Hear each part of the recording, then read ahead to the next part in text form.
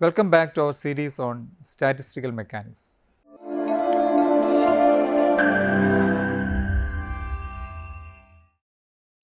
In the previous episode, we have introduced grand canonical ensemble, its characteristics, and we reached an expression of the probability for a particular part or a particular part of the of a grand canonical ensemble system to have the number of particles nr and and the energy Es.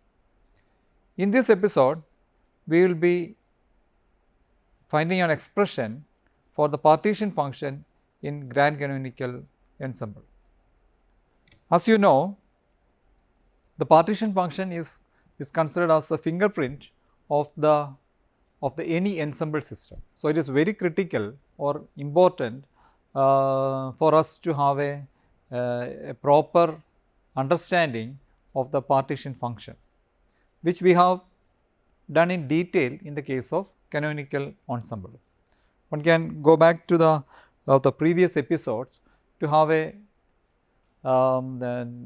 to have a better knowledge on the partition function and its various examples, which regards essentially to both classical and the quantum mechanical situations. Here in the case of grand canonical ensemble, in order to discuss about or find out the expression for the partition function, let us assume that we have a box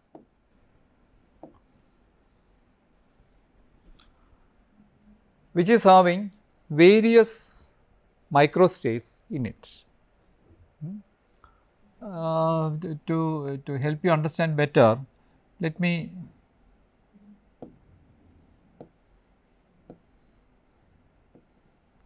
divide this box into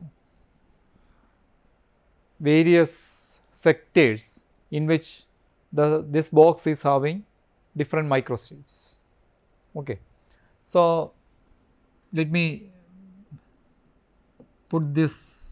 label this sector as 1, which represents the microstates as some set of microstate, and this is 2, this is 3 and so on so forth. And if I assume that there are script n number of microstates in total, which means that I have script n number of boxes or the sectors in this box in total. So, you have to remember that 1, 2, 3, script n etc. are actually a labeling scheme for the different microstates or different elements. If you remember the way in which we found out the connection between the microstates and the macrostates, right?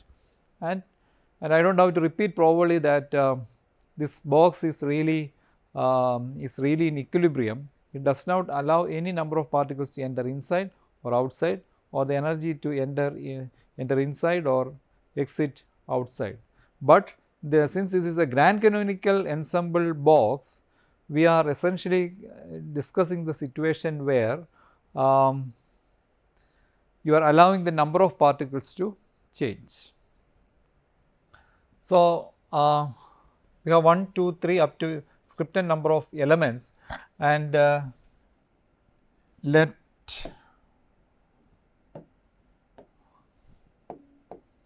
n bar be the average number of particles in each of these sectors, right.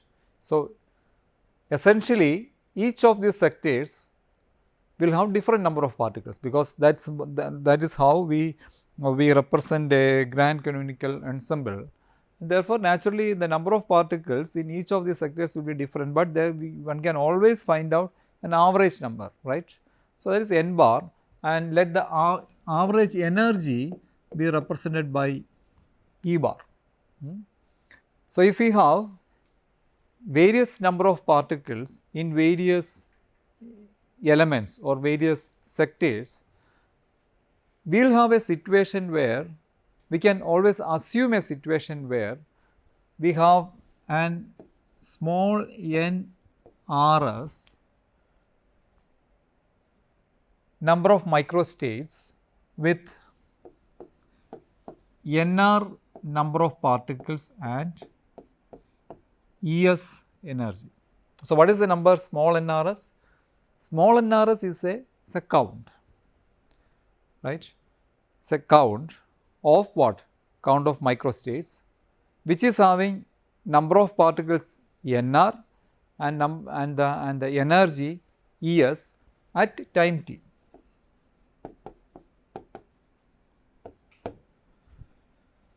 Since this is a grand canonical ensemble, as the time evolves, naturally you will allow your nr and Es to change within the box. So, therefore, this statement at a particular time is also important.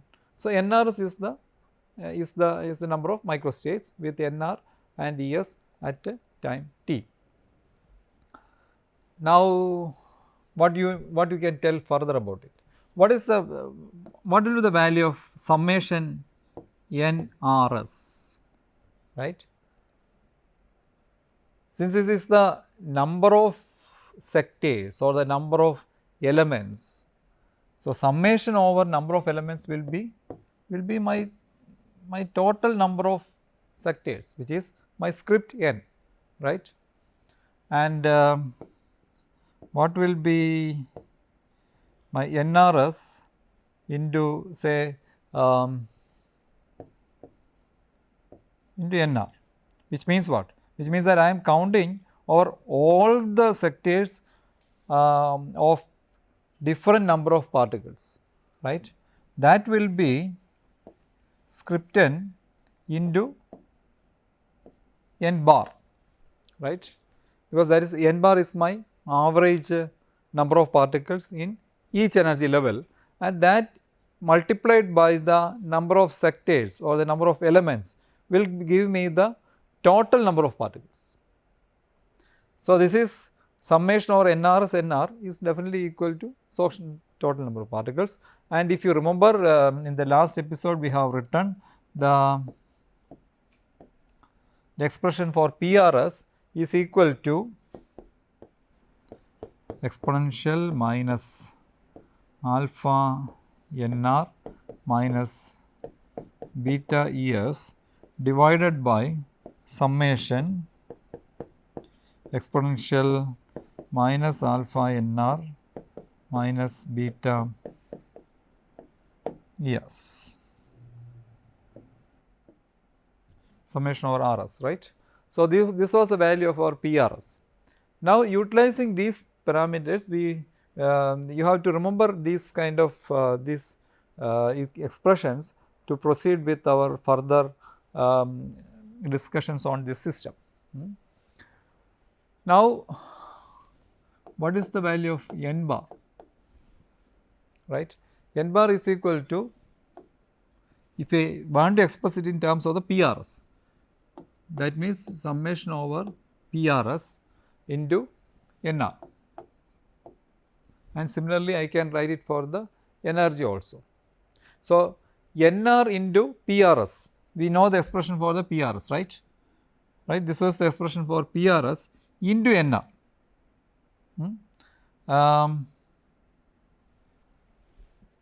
So, if I carry out that one, I can write that as equal to minus dou by dou alpha.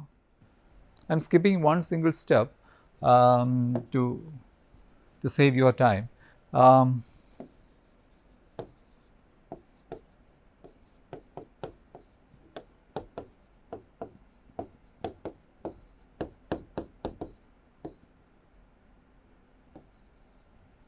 Right, minus dou by dou alpha, because I have the numerator and the denominator, and if I take the differentiation with respect to alpha, I will be able to manage the numerator. That is why I have done it like that way. So, minus dou by dou alpha ln sum over Rs exponential minus alpha nr minus beta Es will give me the value of n bar. And similarly, what is E bar? E bar is equal to summation over PRS ES, right, PRS ES. So, you know the value of, you know the expression for PRS, and we carry out that that operation over there. And similarly, I can, if I skip one step, I can write this as equal to minus dou by dou beta, because here connected to the ES we have the beta. So, the minus dou by dou beta ln summation over RS exponential minus alpha NR minus beta ES, right. So, now we have two expressions, one for n bar and one for E bar. Right.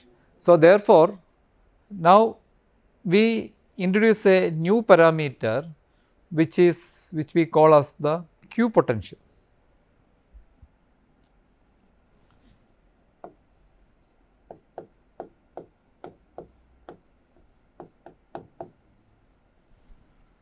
This was essentially introduced by the great scientist Kramers. So, this is a Kramers assumption which according to which he assumes that Q, the Q potential is equal to ln of the thing which we are having over there, summation over RS exponential alpha NR minus beta S.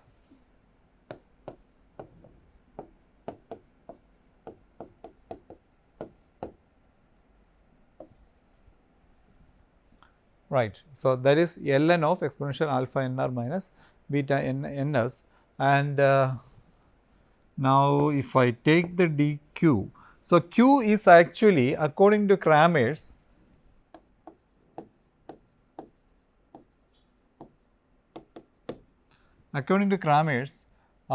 is a function of alpha, beta and Es, right.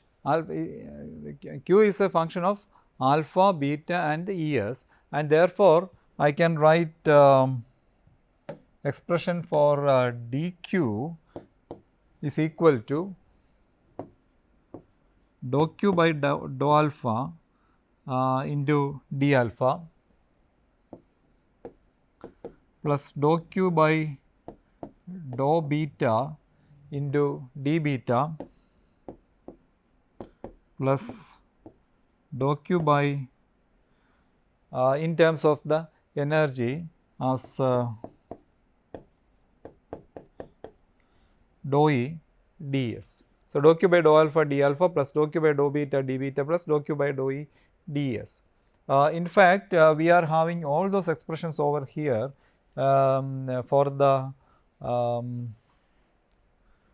quantities which we have done in the previous thing. We have the expression for the n bar, E bar and the Es expressions, right. So, if we supply those kind of expressions, one can write dou q by dou alpha, dou q by dou beta and dou q by dou E. I leave it you people to do it, because with this q one has to take dou q by dou alpha, dou q by dou beta and dou q by dou E. So, this factor dou q by dou alpha will come to minus n bar. If you do the expression, this is the q, you have to differentiate this expression with respect to alpha. So, if you do that, you will get this expression, and the next one dou q by dou beta, and if you do this, you will get minus E bar. Just simple, take this q, differentiate it with respect to energy, right, and dou q by dou E. What is dou q by dou E? Dou q by dou E is equal to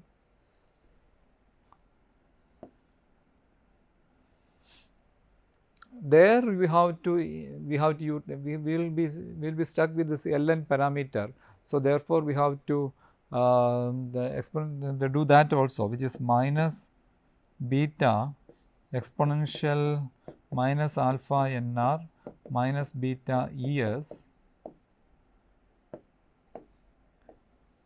divided by summation over rs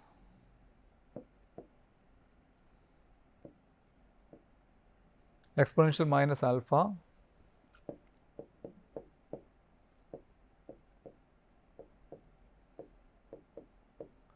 minus beta es, right.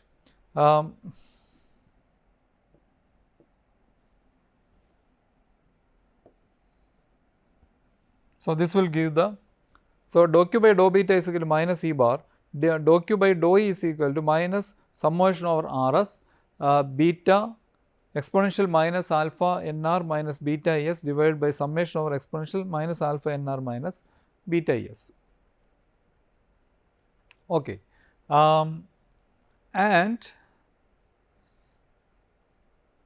based on, if now I substitute minus n bar minus E bar and this expression over here, and I make the substitution over there, I can prove that the Q potential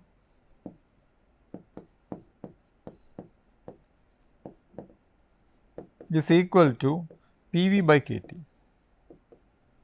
right. So, this is actually forming a connection between the Q potential, in fact forms a connection between the thermodynamic parameters and statistics of grand canonical ensembles. So, you just substitute that and then do the mathematical operations, then you will get you can prove that Q is equal to PV by KT, and I leave you people to do that as a problem, which you will be able to do. In case of doubt, you can always contact me, right. Right. Okay. So, now our aim was to calculate the or evaluate the partition function, and we will continue doing that. What I wanted to tell is that one can prove the Q potential, the Q potential which was suggested by Kramers as is equal to PV by KT, and this is the expression forming the connection between statistics of grand canonical ensemble and the thermodynamic system, which we always draw in any kind of canonical, any kind of ensemble systems, which is very important for us to do. Now, let us continue with the rest of the derivation.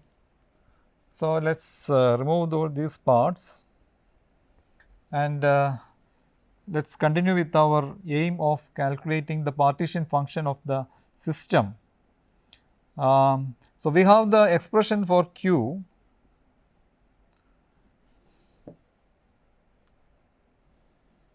as given here.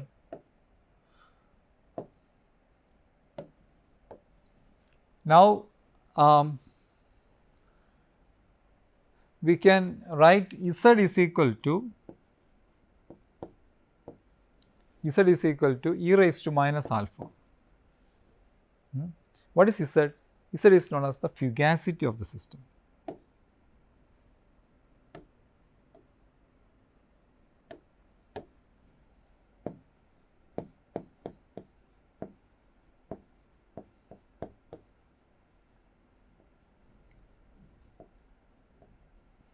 Fugacity. It is a very important term especially in the chemistry and the physical chemistry, the fugacity. What is a fugacity? Fugacity is a measure of a gas to expand or escape.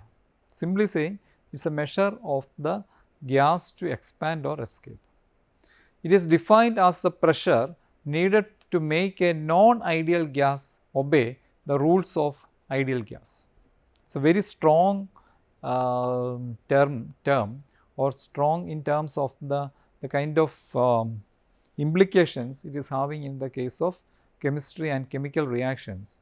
And so, the fugacity is actually is actually can be defined as a pressure, which makes a non-ideal gas obey the rules of ideal gas. What is the most famous ideal gas rule? PV is equal to NKT. So, but we know that is applicable more for the ideal gases. We can make a non-ideal gas obey the rules of ideal gas based on this expression of the concept of fugacity. So, what is alpha? Alpha is equal to mu by kT minus mu by kT.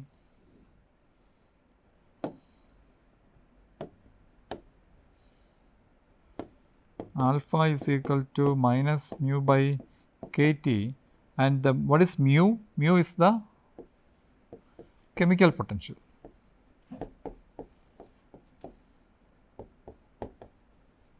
Right? Mu is the chemical potential, and therefore, I can write this as equal to, right, e raised to mu by kT. So, the first term can now be expressed in terms of Z, and that will come to exponential minus alpha nr, right. And now,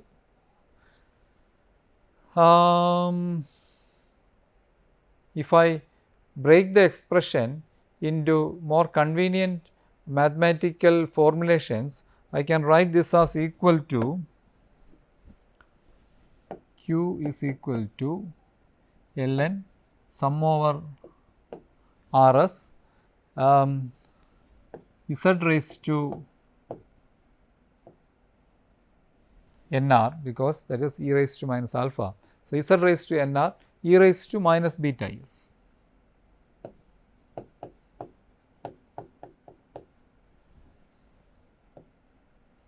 Right, ln summation of, right, ln summation over Rs Z raised to nr e raised to minus beta es, right. And now, if I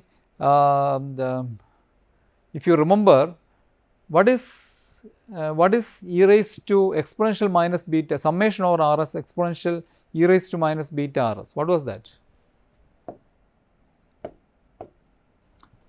Summation over Rs exponential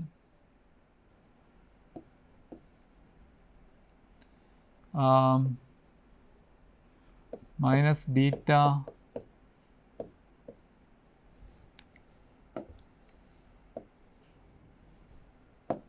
exponential minus beta e. What was this expression? This was our partition function, which we derived in the case of canonical ensemble, right, which we denoted it by Qn, right. So, this was the value of the partition function of a canonical ensemble. So, that idea can be taken over to here and write it as equal to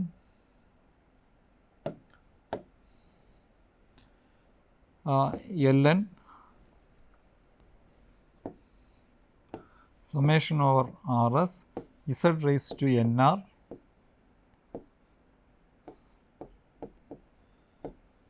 Qn, where Qn is the partition function of the canonical ensemble, and so that is Q. Now, if I tell that summation over Rs Z raised to nr Qn, if I introduce a new parameter, which is the grand canonical partition function.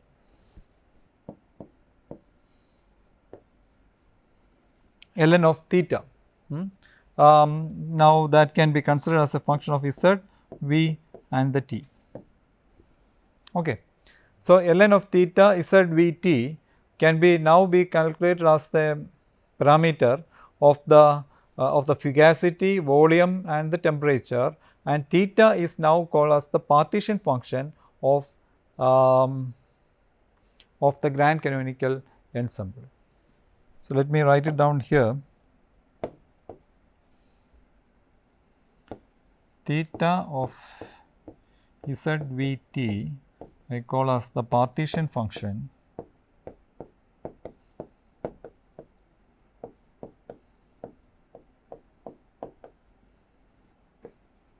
of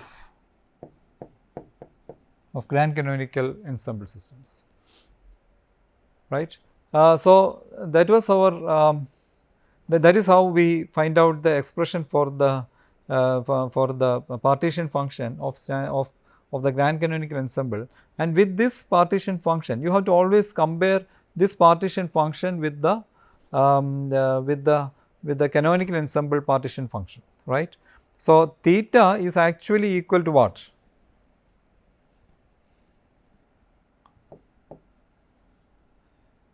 Sum over Rs z raised to nr e raised to minus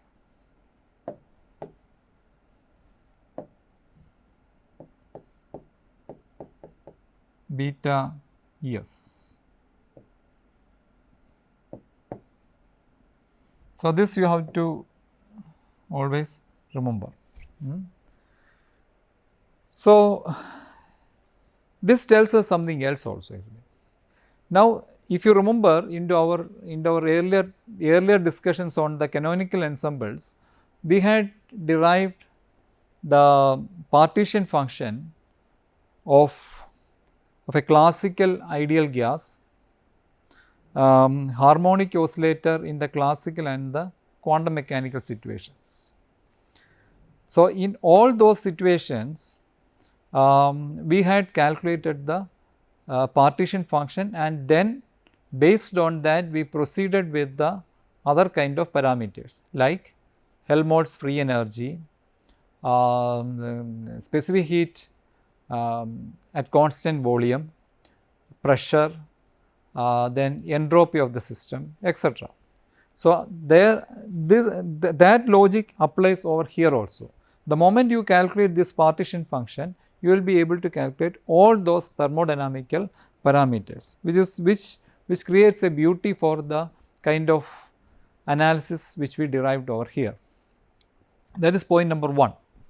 Now, the second thing is that when coming to the evaluation of partition function in the grand canonical ensemble, the life becomes easier if you calculate the, first of all, if you know the partition function of the system corresponding to its canonical ensemble the situation. For example, in the case of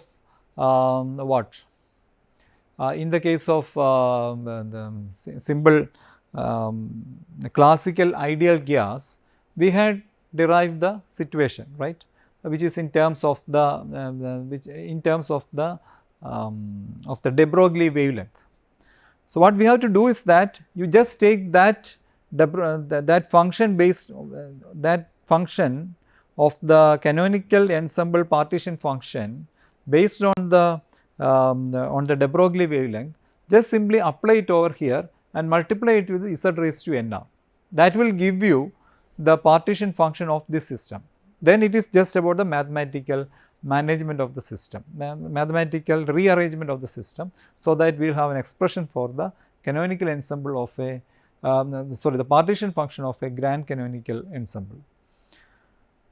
But compared to canonical ensembles, this situation over here is bit more complicated, because we have a chemical reactions which deal with those kind of situations, and the number of particles are will keep on varying till the reaction gets into an equilibrium, and therefore, the number of particles will keep on varying, and therefore, the number of microstates will also keep varying, right.